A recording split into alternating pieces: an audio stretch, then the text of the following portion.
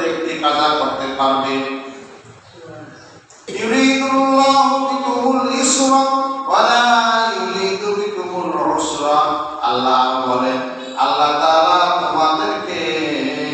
তোমাদের জন্য সহজ করতে চান, ওয়া লা ইউরিদু বিকুমুল উসরা, কঠিন করতে চান না। বলেন সুবহানাল্লাহ।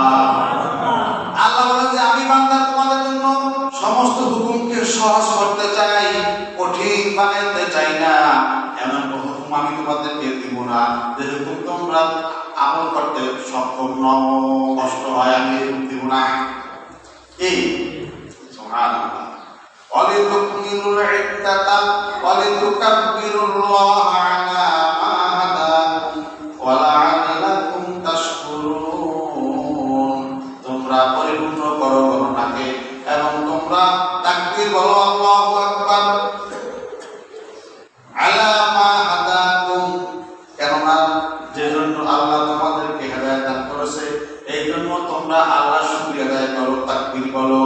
ওয়ালাআল্লাকুম তাশকুরুন, এবং তোমাদের উচিত তোমরা শুকরিয়া আদায় করবে, কৃতজ্ঞতা স্বীকার করবে, কারণ আল্লাহ তোমাদেরকে হেদায়েত দান করেছে। সুবহানাল্লাহ। কি বলেন? হেদায়েতের মালিক কে বলেন?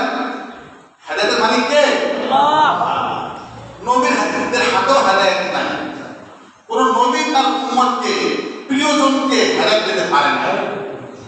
ইন্নাকা লা তাহদি মান আহবাবতা ওয়ালাকিন্নাল্লাহা ইয়াহদি মান ইয়াশা।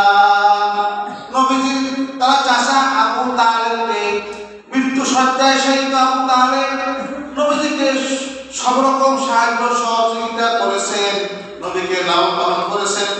বাবা নাই, চাচায় লালন পালন করেছেন, সব রকম সাপোর্ট দিয়েছেন। সেই চাচা মৃত্যু সজ্জায় শহীদ। নবীজি বলেন যে চাচা আপনি একবার বলেন লা ইলাহা ইল্লাল্লাহ মুহাম্মাদুর রাসূলুল্লাহ, বাকিটা আমি দেখব। তো আবু তালেব বলতেছে না, তার পাশে আবু জেহেল বসা, সে বলে খবরদার এই কালেমা পড়া যাবে না, কালেমা পড়লে মানুষ তোমার বদনাম বলবে, দুর্নাম বলবে, তোমার মান সম্মান নষ্ট হয়ে যাবে, খবরদার কালেমা তুমি বলবে না। আর নবীজি পাশ থেকে বসে বারবার বলতেছে, হে চাচা আপনি বলেন একবার লা ইলাহা ইল্লাল্লাহ, কারণ একবার বললে তো কাম, ঠিক না বেটি? একবার বললে তো সে মুসলমান ইমানদার হয়ে গেল। আর নবীজি বলেন কোথায় সেটা আসতে পারেন, ক্বালা লা ইলাহা ইল্লাল্লাহ দাখালাল জান্নাহ।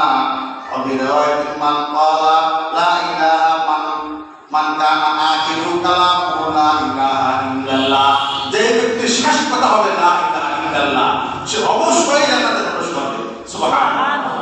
যার শেষ কথা হবে লা ইলাহা ইল্লাল্লাহ, অবশ্যই সে জান্নাতে প্রবেশ করবে। বোঝা শরীফে দেওয়া আছে।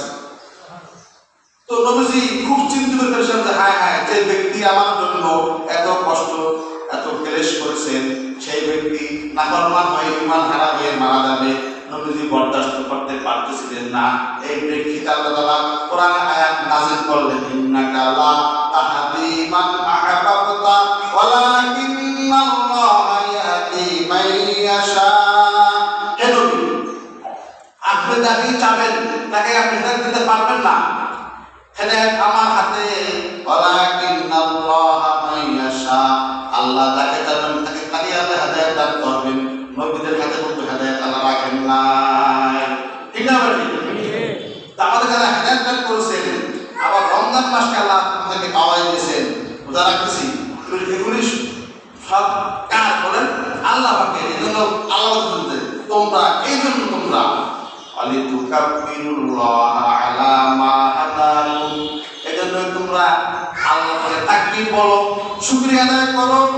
যেহেতু আল্লাহ তোমাদেরকে হেদায়েত দান করেছেন, তার কৃতজ্ঞতা স্বীকার করতে থাকো। ওয়ালাআল্লাকুম তাশকুরুন,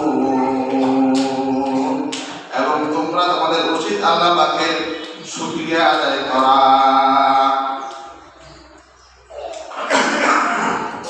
এই রমজান মাসকে পাওয়ার জন্য নবী সাল্লাল্লাহু আলাইহি ওয়াসাল্লাম 2 মাস পর্যন্ত আল্লাহর কাছে দোয়া করতেন, হে আল্লাহ তুমি আমাকে রমজান মাসে পৌঁছে দাও। কি আচ্ছা বলতো, নবী সাল্লাল্লাহু আলাইহি ওয়াসাল্লাম কি নামাজ কি এক ওয়াক্ত কম পড়তেন? কথা না, এক ওয়াক্ত কম পড়তেন না।